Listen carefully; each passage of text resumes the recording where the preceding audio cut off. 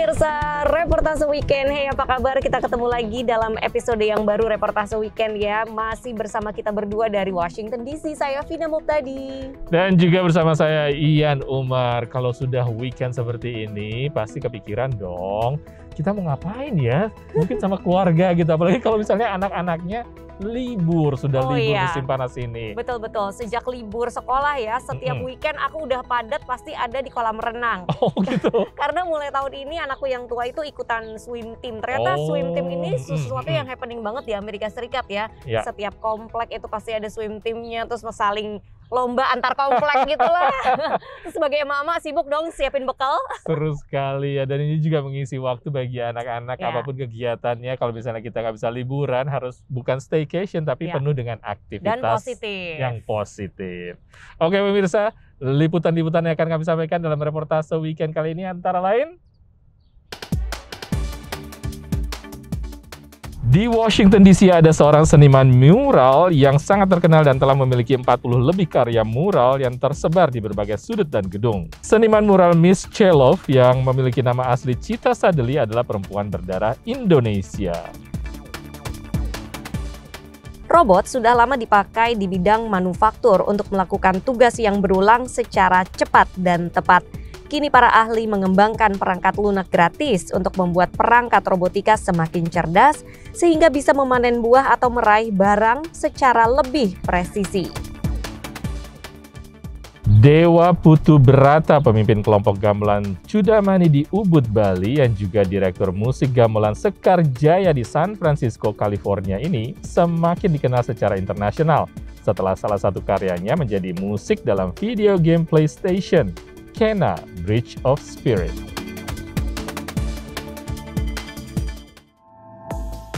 Pemirsa, kalau kita ngelihat tembok besar yang polos itu mungkin buat kita biasa aja, tapi buat para seniman kayaknya gemes, itu pengen digambarin gitu kan, atau dijadiin mural.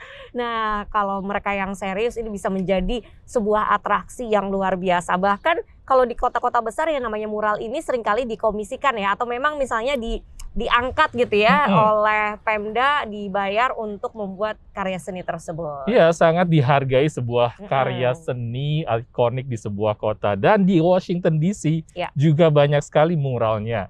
Dan salah satu seniman mural yang terkenal di sini, kita mengenalnya sebagai Miss Chelov. Sebenarnya dia punya nama asli Chita Sadeli. Dia berdarah Indonesia dan karyanya tersebar di gedung-gedung di Washington DC.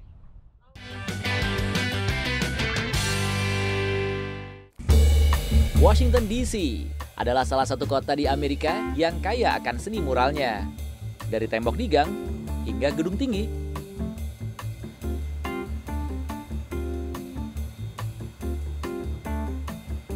Di antara seni mural yang mewarnai gedung-gedung di kota ini adalah karya dari seniman bernama Miss Chelov. Miss Chelov ini bernama asli Chita Sadeli yang kental darah Indonesianya. Ada sekitar 40 muralnya Chita di sekitar Washington DC. How did you get involved in, doing a mural for buildings in Washington DC? I first started in 2011. Washington DC has the Murals DC project, so it's where they assign artists to different buildings, and it's funded by the DC Commissions on the Arts and Humanities. So that's a good place for artists to start, working in large scale. Setiap mural yang dikerjakan Chita memiliki makna di dalamnya. It's really about nature and how women, we all come from nature, but we also protect nature and nature protects us. And so it's this kind of symbiosis. Dari mural di gedung Hotel Zina, kita menuju mural yang diberi nama You Are Welcome, yang menghiasi gedung Unity Healthcare Center yang menyediakan layanan kesehatan murah atau gratis bagi masyarakat di sekitarnya, termasuk tunawisma, mantan narapidana, serta para imigran yang tidak memiliki dokumen lengkap untuk tinggal di Amerika. During the Trump era, people were even afraid, undocumented people that live here were afraid to come to get care because they didn't know if ICE was going to be here. So that's why you call this mural You're Welcome. Bukan hanya di gedung yang tinggi, karya Chita juga memberi warna dan harapan bagi masyarakat yang terkena dampak gentrifikasi. Karya-karya seni yang selalu memiliki pesan dalam ini membuat seorang sutradara muda bernama Sarah Talalgama membuat film dokumenter tentangnya. Dan baru-baru ini, film berjudul Miss You Love diputar di acara Film Fest DC. It's partly what Sita says herself, which is that to take away stories of strong women, which she shows in her art. But I want to say that about her, that Sita is also a story of a strong woman. Budaya Indonesia ditanamkan ibunya, almarhumah Sri Sadeli Kunz, sejak Sita masih kecil. Hingga budaya Indonesia itu juga kerap mempengaruhi karya-karya Sita. Seperti yang terlihat di depan Gedung Museum Perempuan dalam Dunia Seni atau The National Museum of Women in the Arts. It includes sections from wayang kulit, a puppet that we have at home. And it's really about, you know, my mother's culture in Indonesia and coming from one culture to the next and kind of a rebirthing process. Dari Washington DC, Irfan Iksan, Ronan Zakaria, VOA.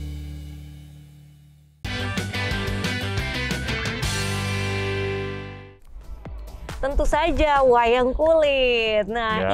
ibu dari Cita Sadeli ini juga merupakan seorang seniman ya yang ngajarin anaknya mengenai seni. Seru juga pemirsa kalau kita keliling Washington DC ini kita bisa melihat mural-mural buatan orang Indonesia, keren. Bangga ya, dan Cita ini memang mengangkat kisah-kisah perempuan-perempuan yang tangguh di balik cerita-cerita dari muralnya. Oke pemirsa, masih banyak liputan lainnya hanya di Reportase Weekend.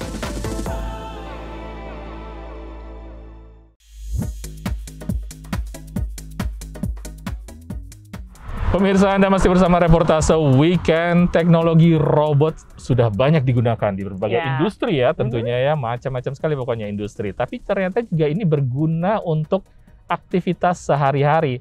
Tapi sayangnya memang teknologi robot ini mahal ya sebenarnya.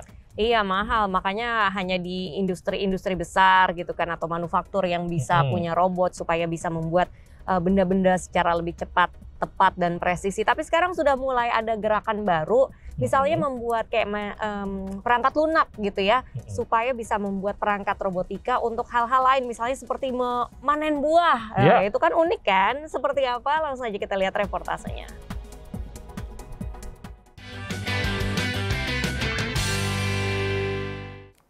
Ini mungkin terlihat seperti permainan anak-anak, tapi membuat lengan robot bisa mengambil barang yang tepat dengan hati-hati perlu banyak kecerdasan. In the R&D community, a lot of this is taking as many off-the-shelf parts and, some duct tape and some glue.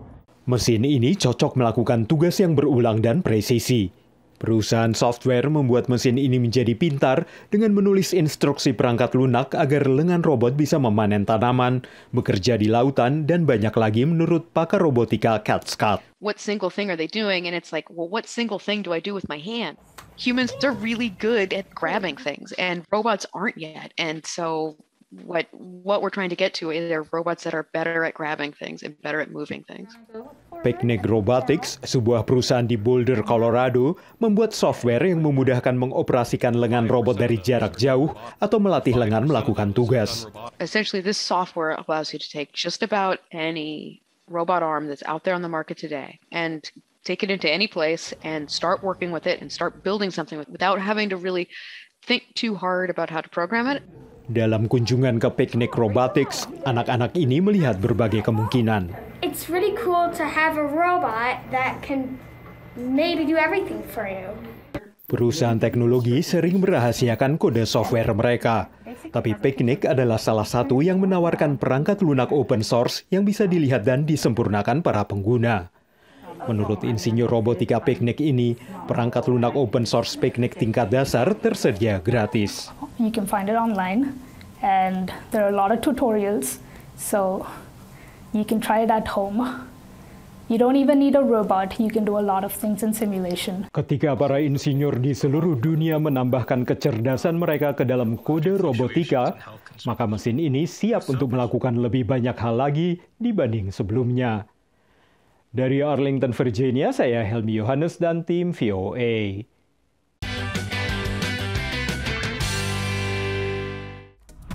Canggih ya pemirsa robot-robot zaman kini, zaman now. Nah masih seputar sains, Ian, kita akan bahas soal ini nih, iklim, polusi gitu ya. Apalagi kalau kita melihat kota Jakarta di Indonesia. Baru-baru ini sempat tercatat polusinya buruk sekali dan lain-lain. Padahal yang namanya polusi ini bisa menyebabkan masalah kesehatan nggak cuma jangka pendek tapi juga jangka panjang. Dan lingkungannya juga terdampak, seperti contohnya nih yang akan kita sampaikan di daerah California. Sebuah danau terbesar di sana yaitu Salton Sea terdampak akibat perubahan iklim dan juga polusi. Ekosistemnya dulunya adalah tempat wisata terkenal tahun 50-an, 70-an, sekarang jadi sangat kering terlihat dan kayaknya harus segera diatasi masalah polusi ini di sekitar daerah tersebut.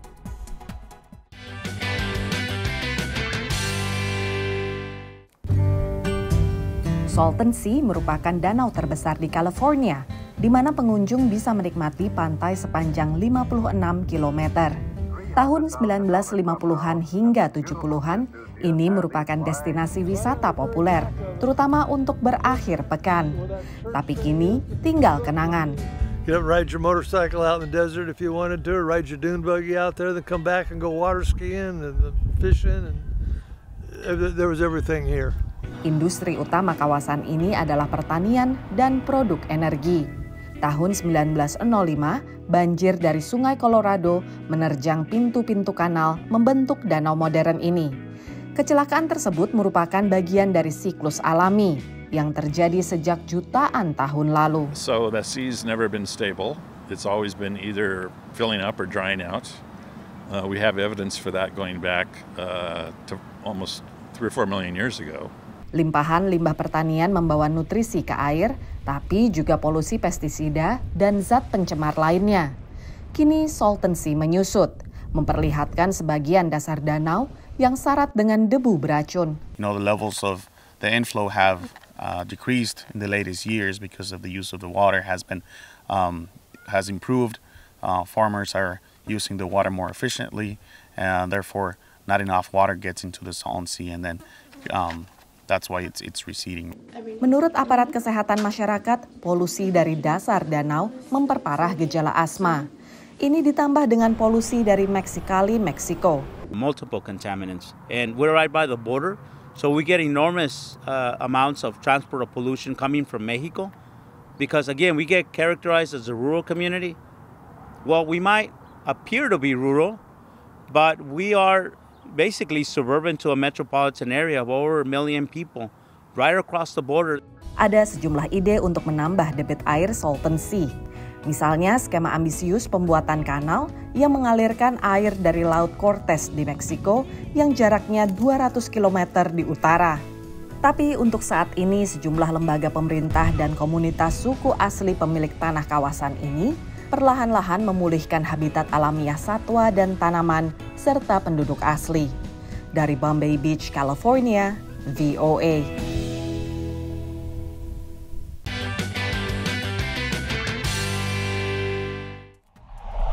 Wow, danau sebesar itu bisa dibayangkan ya, mulai mengering dan kelihatan bahwa misalnya lingkungan hidupnya dan juga binatang-binatang hewan di sekitarnya juga terdampak.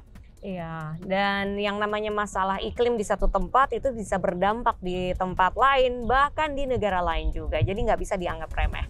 Pemirsa, jangan kemana-mana karena reportase weekend masih akan kembali lagi.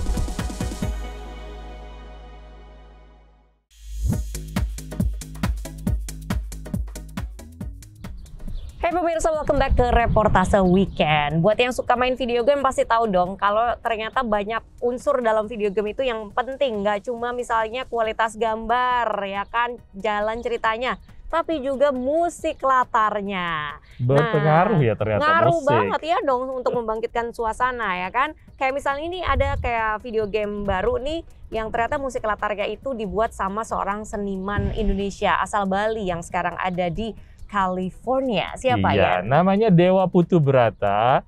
Dia adalah pemimpin kesenian Cudamani di Ubud, Bali, tapi juga pemimpin sebuah gamelan Sekar Jaya di California, San Francisco tepatnya. Dan dia berpeluang untuk menyumbangkan musiknya untuk sebuah video game yang cukup menarik berjudul Kena, Bridge of Spirit.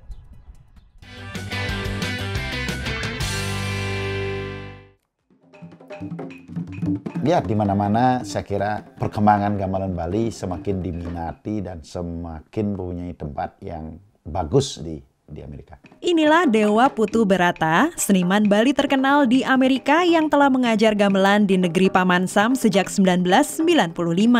Dewa Berata adalah pemimpin gamelan Cudamani yang berbasis di Ubud, Bali. Ia juga direktur musik gamelan Sekarjaya, kelompok gamelan paling terkenal di luar Bali yang telah berdiri selama 4 dekade di San Francisco Bay Area.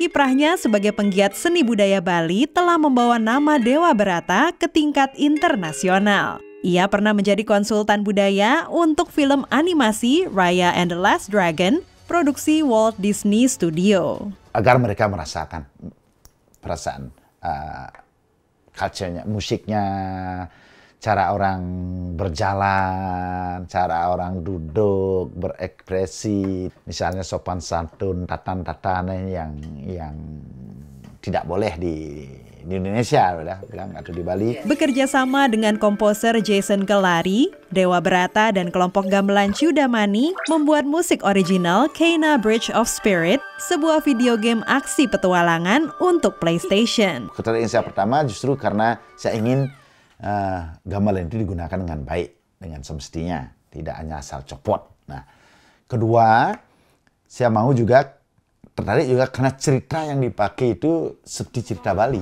persis konsepnya seperti Bali ini, mengembalikan roh-roh itu ke asalnya gitu. Video game ini memperoleh 4 nominasi pada Design Innovative Communicate Entertain atau DICE Award di Las Vegas awal tahun ini, sebuah acara pemberian penghargaan tahunan bagi games terbaik dalam industri video game. Di antaranya untuk kategori komposisi musik original dan karakter untuk Dewa Ayu, Putri Dewa Berata sebagai pengisi suara. Ya, dalam game Kena itu materi yang saya pakai ada vokal di sana dengan berbagai rasa. Saya ambil banyak dari nuansa kidung itu, tapi saya ada ambil dari kidung yang sudah ada. Saya buat, kekawin juga begitu. Nuansanya saya ambil, perasaannya, lalu saya bikin yang baru. Walau tak berhasil memenangkan penghargaan, namun tantangan membawa musik tradisional Bali ke dalam sebuah game diakui sulit oleh Brian Bambush, dosen musik University of California Santa Cruz yang pernah belajar gamelan dengan Dewa Berata. He's an incredibly talented musician and he composes slightly different music, and I think he's really talented in being able to express his own compositional voice and create successful music for different skill levels, right? And that's something that is really difficult to do as a composer, and can be a very highly skilled, highly valued skill. Dewa Berata juga ingin mendorong anak-anak muda yang menggeluti musik gamelan agar berani membawa musik ini ke tingkat internasional, tentunya tanpa meninggalkan kaidah-kaidah tradisional. Dari San Francisco, California, Dania Iman, Andri Tambunan, Nia Iman Santoso, VOA.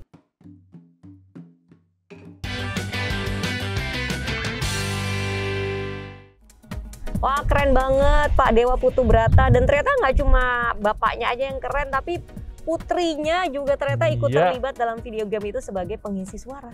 Kayaknya nuansanya mistis sekali ya. I'm not a gamer, tapi kayaknya cerita tokoh dari Kena ini sangat mistis, dan kalau misalnya jadi film mungkin jadi film horor kali ya. Aduh, tapi aku akan nonton sih, karena ini kan membawa representasi Asia Tenggara ya kan, ke Amerika Serikat, ke global bahkan. Benar sekali, menarik sekali. Dan demikian liputan-liputan dari reportase weekend kali ini, mudah-mudahan menghibur kita semua dan juga bermanfaat tentunya.